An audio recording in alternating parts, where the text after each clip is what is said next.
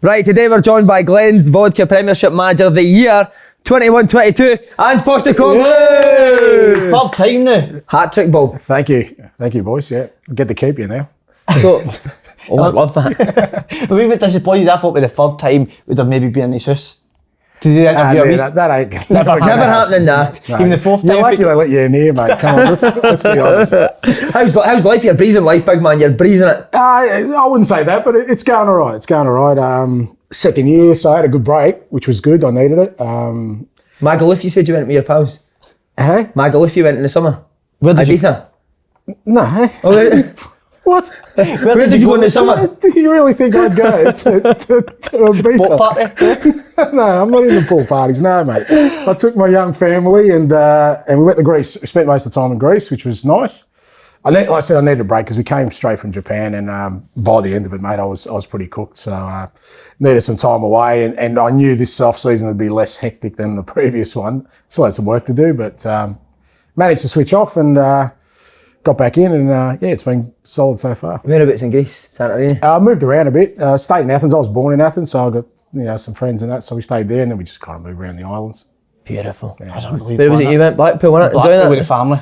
Oh, we had a great Similar, time. yeah. Oh, it was amazing, raining every single day. But see, just on that, when you're being hauled, I know you said you switched off there, but can you completely switch off? Or are you still thinking about it? I can. Like, there's always work going on, so you kind of know that there's certain things you got to still be doing and be aware of. But I do take time just to spend time with the family because, I mean, as we know, like the family have no choice about my movements during the year, and I don't spend a lot of time. I still got two young boys, and my wife, and fair on her to give me the boys for a little bit to spend some time with them, and so I can switch off. I mean, mate, you ask any of the boys, after a couple of weeks, we want to get back into it anyway. That's enough for us. So I had a good sort of 3 week spell, so it was good. Is your boys into football? Yeah, played Broomhill, mate. Do they come to like Broomhill?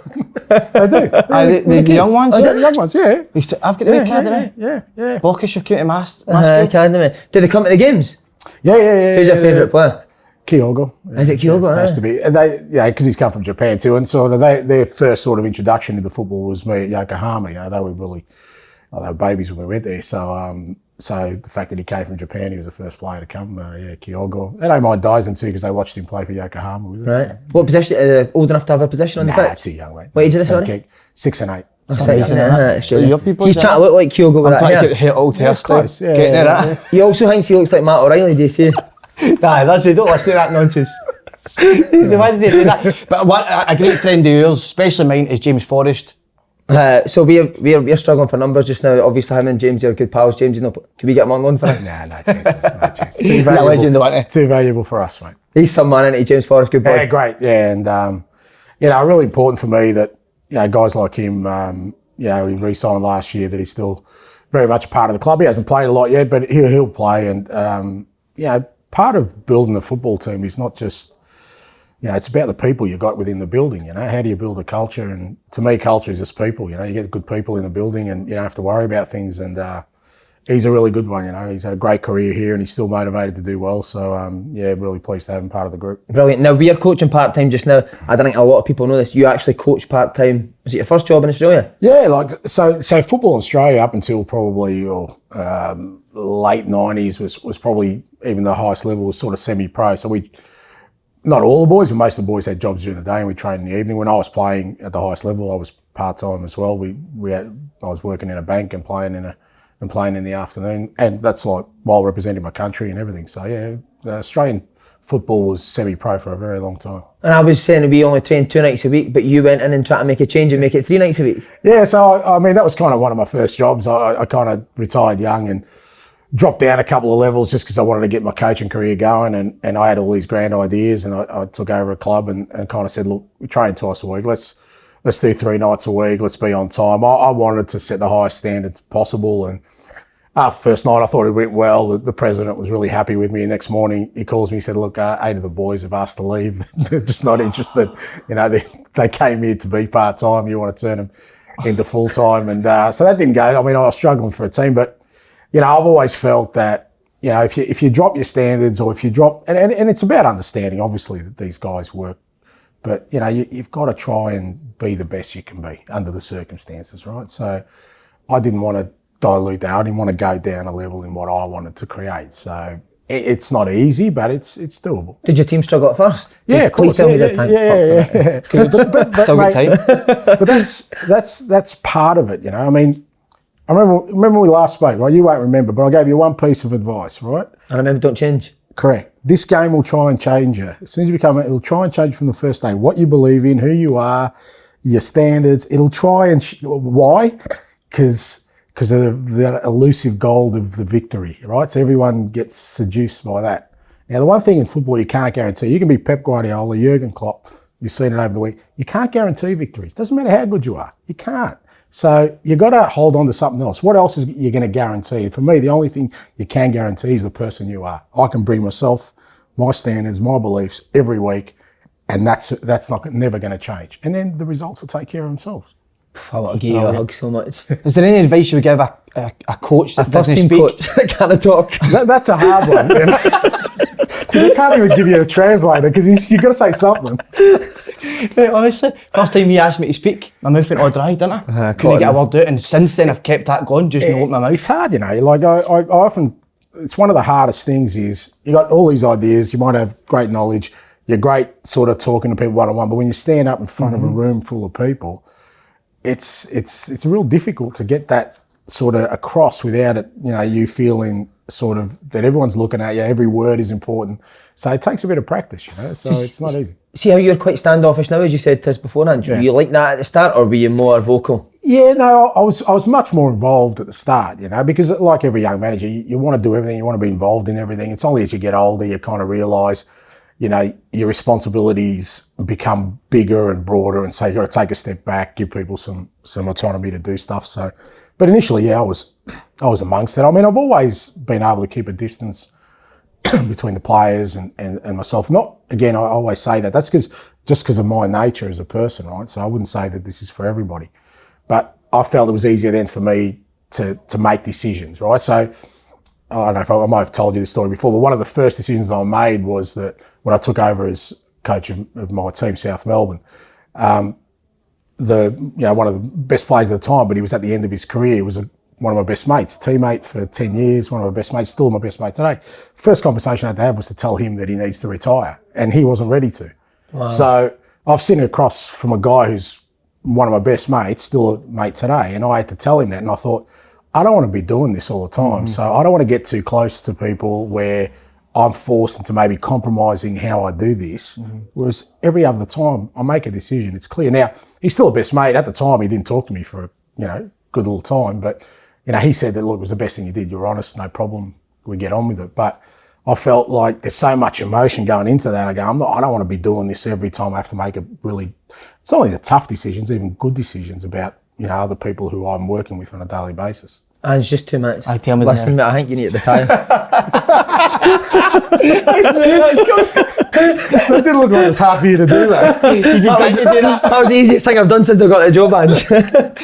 And just on yourself, a thing that became famous was the black jumper. This season it seems like you've went for a wee sort of greeny colour. Yeah, that's the marketing department or the commercial department. Probably they were selling off the shelves last year, mate. Really good at Halloween and around Christmas time. I mean, it's like I said, I don't put too much thought in it, but it's become a bit of a thing, so why not? I was watching you I was at the game Sunday, I was watching on the side. I don't think you said a word the full game.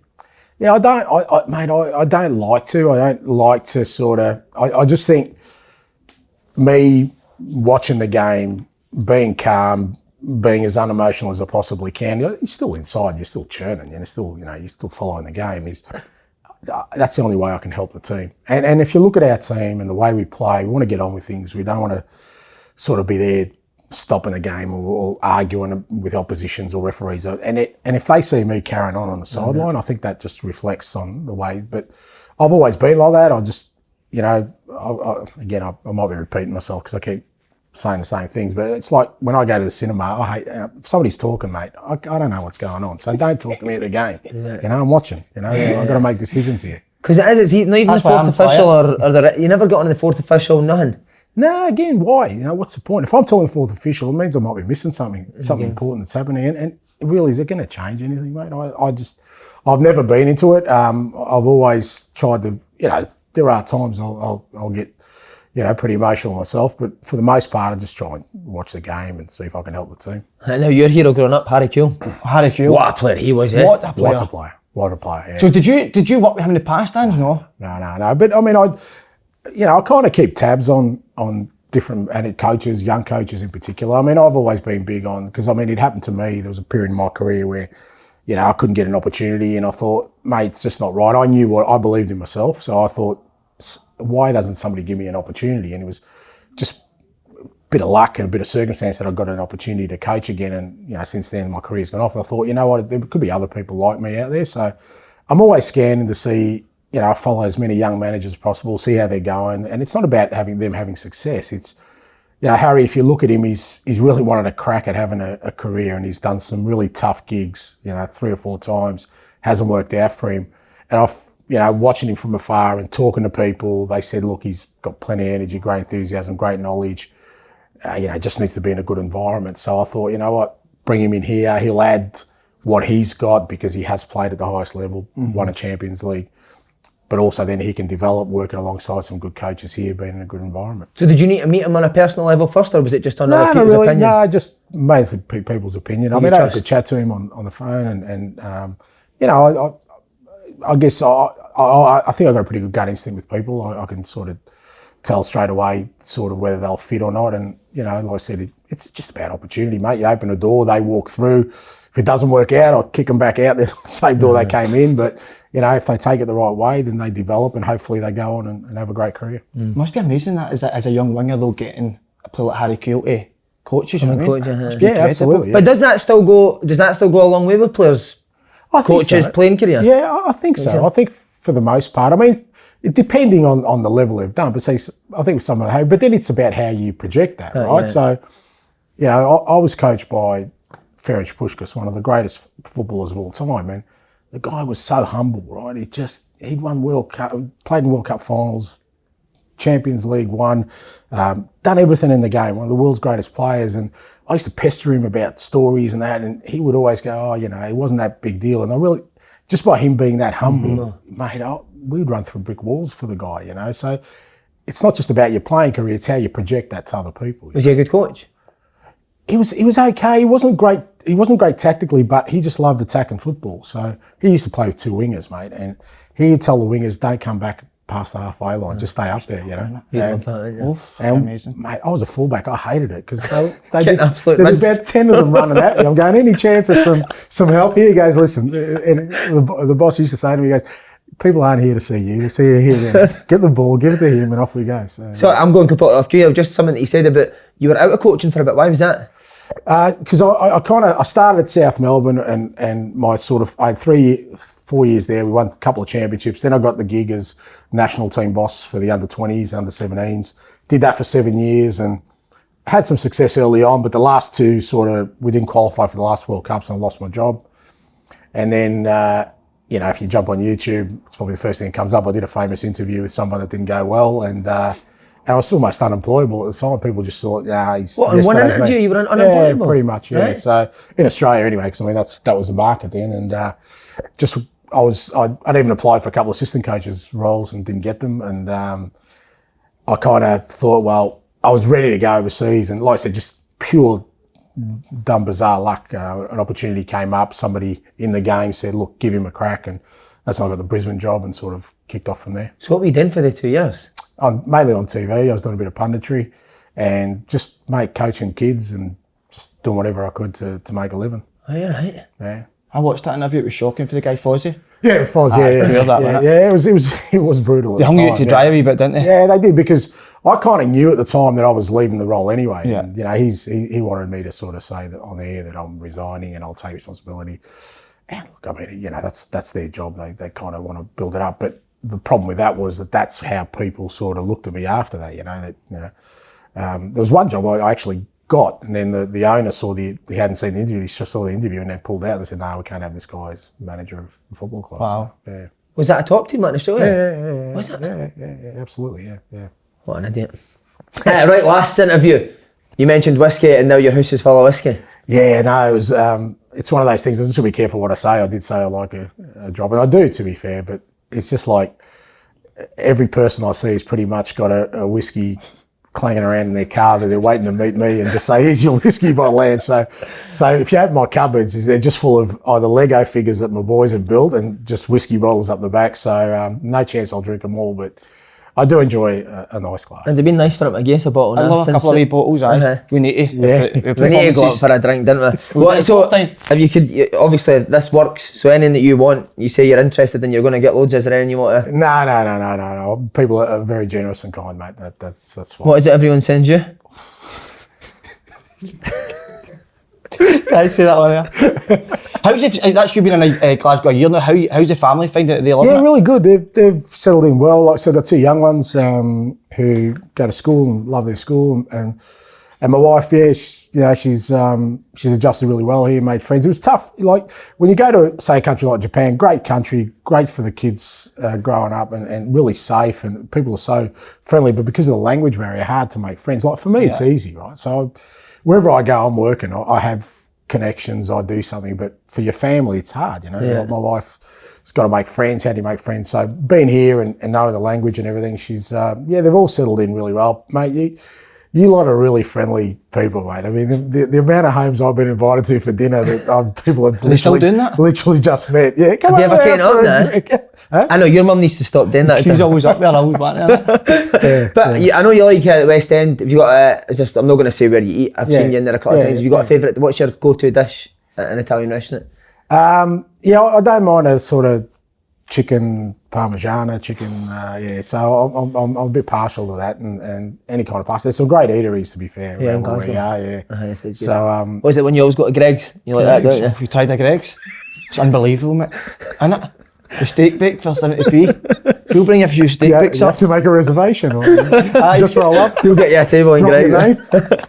I wanted to ask you about the first game of the season as well. No, nothing to do with the football, but the atmosphere before that game was unbelievable, wasn't it? All the singing and it was great. Like even from when we got to the stadium, and even Harry mentioned it actually, that he's obviously been involved in some big games. We just said just that whole thing of walking up the drive there and the fans outside, and then the singing of "You'll Never Walk Alone" before kick-off. It was special, for sure.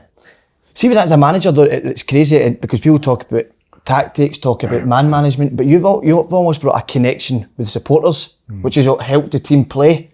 How important is that, especially for this club?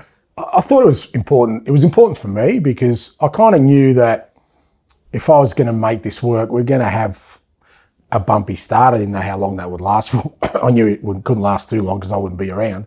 So I needed fan buy-in. So for me, looking at the history of this football club, and they've always, it's not just about winning for them. They want to see their team play in a certain way, a certain style of football.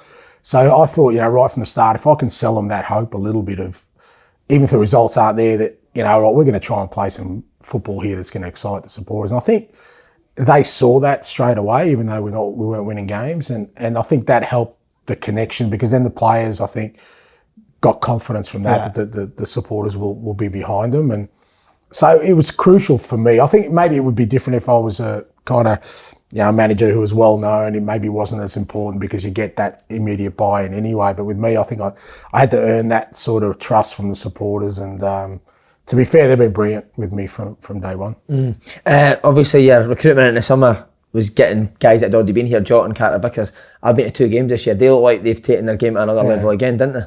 Yeah, it's funny because people said, have you really strengthened your first 11? I think we have, I mean, because we didn't, I didn't want to sort of bring them permanently because they'd played last year. I want to bring them permanently because I reckon their best football's ahead of them, like even if we didn't have them last year and they were on the market and I saw them, I'd say, mate, these 2 guys I want in, because I could tell. But for us, it was a no-brainer because not only are they great players, but we know what they're like as characters. They fit in brilliantly. They're great guys, train hard every day, and definitely their best is ahead of them. So for me, that was really the key part of sort of our transfer. And I knew that would be a pretty big investment for us, so we weren't going to spend a lot of money outside of that. But they were key to me sort of this summer, to get them back on board.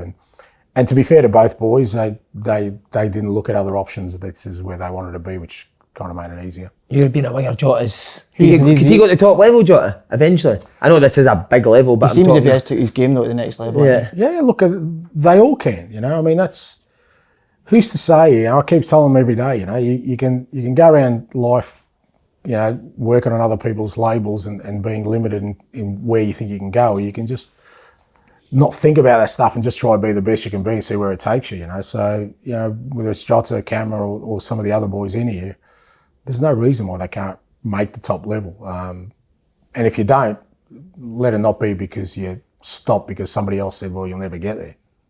See with the recruitment, especially this season, do you need to look at it slightly different because you're in the Champions League? So maybe a different quality type, a different type of player or higher quality or? No, not really. I think for me this year, what was important, apart from obviously getting Jota and Cam in, was just getting a stronger squad. I reckon, you know, I've said a few times, I think we kind of rode our luck a little bit last year. We were on fumes at times. Pre-Christmas, we literally had 13, 14 players for some games, and you go, you don't want to be doing that again, especially with Champions League. So it was about making the squad stronger. So it was about, can I bring in guys in the gaps we had? We had some gaps, sort of left back, centre back, you know, midfield. I felt there was some gaps there that we needed to fill. So it was about filling those gaps to make us a stronger unit. In terms of Champions League, my belief is that I want us to be a Champions League football club. What does that mean? That means that you qualify every year, and every year you get a little bit stronger so that one day you could, further down the line, probably well after I'm gone, you can challenge. You can only do that in increments. You can't go from here to here in one transfer window for a club our size. So what I'm trying to do is build a Champions League club and every year just get a little bit stronger. And the idea is that, you know, this year we're in the Champions League, let's have a real crack at it. You know, let's have a real go at it, see where we're at, qualify again next year and get a little bit closer and a little bit closer. And I think when you do that, the players who you bring in match that level. I know the answer to this question, but I'm going to ask it anyway. Are you going to play the exact same way regardless of who you get in the Champions League? Yeah, you have to, mate. Yeah. But that doesn't mean like we're going to, you know, be open and just let teams score against us. I mean, the nature of the opposition changes some of the things you do anyway, right? Because obviously when we're going to be playing against some of the top sides, they're going to have a crack at us. They'll play out from the back. We've got to press. You know, they're going to press us. Right. You know, that may mean that we change a little bit in the way we play out from the back. But the intent of the kind of team we want to be is going to be the same. You know, we want to try and dominate the ball. We want to try and play the game in the opposition half. We want to try and put pressure on the opposition. We want to make them feel uncomfortable. How do you make a team that dominates every week uncomfortable? Well, the only way you're not going to make them uncomfortable is to let them do what they do every week. So my job and our job is to go out there and see if we can upset a few of these teams, you know. Did you play 4-3-3 right at the start of your manager? Yeah, pretty much. I really liked the idea. I mean, there's been different variations. So it wasn't always inverted fullback. Sometimes it was. But I've always liked wingers. I've always felt that if you really want to be an aggressive attacking team, you need to have wingers in you, because that's where I think that's the most vulnerable point in any opposition, right? So, because that's the area you can really isolate one-on-ones if you've got good one-on-ones play. So, because I start always with wanting wingers, invariably it's fallen into a 4-3-3. Now, sometimes that's been 2 holders and 1-10. Now it's sort of 1 holder, 2-10, 2 8s and 10. So it's been variations, but for the most part, it's been a 4-3-3. You know what I've noticed, and see if you're maybe 1-0 down, 2-0 down, would you ever go with 2 up front? It depends again on the personnel. Ross County? Did you Ross County. Yeah, we we were 1 each, and I'll put Jacko on with. And again, that's just what you're looking to do is disrupt the opposition, right? Disrupt the flow of a game. So, yeah, people again talk about, is he an Ange type player? Do he play system? But if you look at our 4 wingers at the moment, you've got James Forrest, Liel Labada, Daisy Maeda, Jota. They're all different wingers, right? We look at our 2 strikers, Giacomakis and Kyogo, different. Look at our midfielders. The reason I do that is because we'll play 4-3-3, but I can put different players in that 4-3-3 and it'll look totally different. Yeah. So that in a game, we could go with 2 up front for sure, and that'll disrupt the opposition, or we could play with 2 different types of wingers, and that changes a little bit our play. Sometimes I'll start with Jota left, Days and right, might flip them over. All those kind of things, even our centre-backs, they're not all the same. They've got different attributes. So our full-backs are all different attributes. So when people talk about the kind of player, for me what's important is they understand the system we play, they understand the intent, and they bring their own qualities into it. So that if a team's trying to stop us, or maybe during a game we get stuck, I'll change wingers and it'll change our game, even though we're still 4-3-3, just by putting on a different winger. What would you do with a winger that keeps tripping over the ball? Kicks a gun every time he shoots. Yeah, no, that's a difficult one. Take him straight off, innit? Pretty Play him much. again. And I want to ask you, see when you were a boy and you and your dad watched football, did you watch the European Cup? Yeah. How special is that going to be now that you're new manager? Yeah, it's amazing. And did you have a favourite European team as well? Sorry. Yeah, so... Don't take my question. Sorry, mate. So my dad's kind of was Real Madrid. He loved sort of Real Madrid, and I followed sort of, because we just had English football. I followed Liverpool through the 70s, so when they were winning sort of European Cups, at Kenny Dalglish. So that was kind of the teams we followed from afar. Yeah. Again, attacking teams, two attacking teams at that time. Mate, that was the influence. You know, I mean, I know I speak about my dad a lot, but it's just, I think as you get older, things come back to me, and because you question why am I like this? You know, you may question it yourselves. Why are you like you are? I'll not tell you what his dad does for a job. Then you'd fully understand. Okay. But so, you know, but I just remember conversations I'd have with him, and he, you know, the teams he'd make me watch, and the players that get him excited, and I go, that's obviously had a massive influence on me, you know, even though maybe at the time it didn't register. Was he a good player, your dad? Never asked. He was all right. He was okay. Yeah, like he wanted to be a footballer, but he played in Greece, sort of amateur level. But he was really passionate about the game, so he loved talking about the game. For me, the favourite bits were not the game. After the game, there'd be, you know, 7 or 8 old blokes sitting around, and they'd be just smashing everybody, you know, the referee, the players. And I'd just sit there, and I remember I used to sit there as a sort of 6-7-year-old. He used to tell me, go outside and have a kick. And I wouldn't leave his side. I'd just sit there, just listen to these old blokes just dissecting everything. Slaughtering people. Well, if you like that, you should watch your podcast every Monday, because that's all we do. every week, don't we? That's unbelievable though. All the nights watching football and a few weeks away if you're actually managing the Champions League. What a feeling that'll be. So this will be your first Champions League as a manager? First Do you get emotional? Not emotional, but I understand the significance of it. Yeah. I'll tell you what, I get emotional when I think about, you know, all the people who kind of are closest to me and been along the journey, and you kind of go, you know, they're experiencing this alongside me now. That's when you get sort of emotional, you know.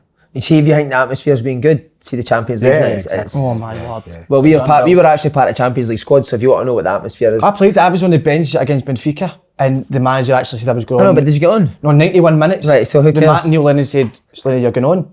But then his assistant went and whispered in his ear, and then he went, go and sit back down. So I didn't get on. Don't know what it was doing to. That's why Neil Lennon's the top manager, isn't it? But obviously with the Champions League, how do you... Having said that, don't dismiss it, mate. That's something you've done that you know what, there'll be little kids out there who, that's their dreams, mate. You don't dismiss it. I mean, no, it's unbelievable. You may have a joke about it, I understand that, but like that's rarefied air for a lot of people, and there'll be a lot of people who go, mate, don't dismiss it. You know, you're living the dream. Well, we grew up with... No, done me, man. No. We grew up watching... Hope that helps you talk in front of people now. I'm just going to keep saying that, Champions League every day. No, but we grew up obviously watching Champions League at Parkhead, and then obviously to be on the bench. I mean, amazing on, but listen, we'll not hear about me. I want to talk about me anymore. So would it be Liverpool and Real Madrid? Would you like the bigger the better, though, I'm asking? Look, that's why you're in the competition. Yeah? I mean, people kind of go, oh, you know, you don't want the big guns, but you're going, well, they're all big guns. And why would you want to be in a competition like and not want to face one of the best? You know, how many times in your career will you get that challenge in front of you? So whoever it is, I'm looking forward to it. Right, Rangers, they got to. No, can I just ask you, man? How do you prepare the players for Champions League? Do you need to do anything different? No, not really. I mean, like once we know the teams, and obviously we'll do our research and help the guys through. But we've kind of been building up towards it anyway. Like with the way we're playing and the way we're training is to get them prepared for, you know, what we know is going to be another level of football. Mm-hmm. So, you know, we've almost done like an 8-week pre-season. You know, our training the last sort of the first, even though the season's already started, has been unbelievable. Like the amount of work the guys are putting in on a daily basis for a game of football has been extraordinary. But that's to hopefully get us ready for what's ahead. Have you changed how you train from when you first came in? Now we have. Yeah, we kind of knew we had this unique spot where we're just going to have one game a week for the first 4 weeks. So why not use that as a way? And because the squad is really strong at the moment, knock on wood, we've got no injuries. Levels of training are unbelievable. Yeah, we've got 2 players competing for every position. So every training session, you can imagine, everyone wants to be at their best. So they're working really hard. And I think it's affected maybe our performances on the weekend. I could be wrong. We haven't been as sharp in our 4 games so far because I think we're just trying to top them up at training because we know that the thing about Champions League football is it's not just, the level of competition. Physically, it's going to be another level. Emotionally, it's going to be another level. So we want to get the players prepared for that. See, on that, you've said about 2 players for every position. How hard is it to keep somebody like Giakoumakis happy when he scored so many goals last year and he's maybe no started the first 4 games? Yeah, look, it depends. That wasn't even on the sheet. I just by the way. Good, didn't it? That was really good. Really I was just scared to ask that. Look, it depends on what your definition of happy is, right? And I've said I'm not interested in keeping people happy, right? Because I think all these people, all these players, me included, we're living the dream. So if we're not happy, there's something wrong with us. Now, everyone wants to play, I get that. And definitely, I don't want them sort of saying that, oh, well, I'm content not to be playing. So, there's got to be a bit of an edge about them to say, well, look, I want to get in that starting line. But to be fair, I think they all understand what's ahead. We're going to have, 55, 60 games this year. No one's going to play 55, 60 games. But if I can get 35, 40 games out of the majority of them at the highest possible level, they'll get enough out of it to be satisfied. And like I said, it just keeps everyone on edge, That's nothing is going to be taken for granted, while I'm here at this football club, No one's guaranteed anything. So do players still chat managers' doors and... Yeah, you still get, Were you that type of player? No. Never? No. I always thought that it's never going to make a real difference, There's a reason I'm not playing or there's a reason, that this hasn't gone my way and I can only fix what I do. I mean, I've yet to see a player who walks into a manager and says, you know what, I think I deserve to be playing, and the manager turns around, yeah, you're right, I'm going to change my mind. It doesn't stop players from coming in, to be fair. You hide under the desk when somebody chats about I usually hide under my desk. Under the desk screaming. Has to be made deals with it. Obviously, start of the season, Ange, 4 wins before, which is brilliant, but it looks like you're going to get the manager of the month again. Yeah, you're going to be back up. Yeah. You're going to start incentivising this for me, mate. You need to get a restraining order against this big man. You'll be in a cage next time, He has said we can come up and watch training as well next time. I open invitation, but not as a media guy. Media personalities as football managers. No, of course, and to be fair, don't give this up yet. Yeah, until you're managing. Even your football bits up next week. Oh, football bits will be on suit. Suit, we will the suits up to watch it. Ange Postecoglou, always a pleasure. Thanks very much, big man. Thank you.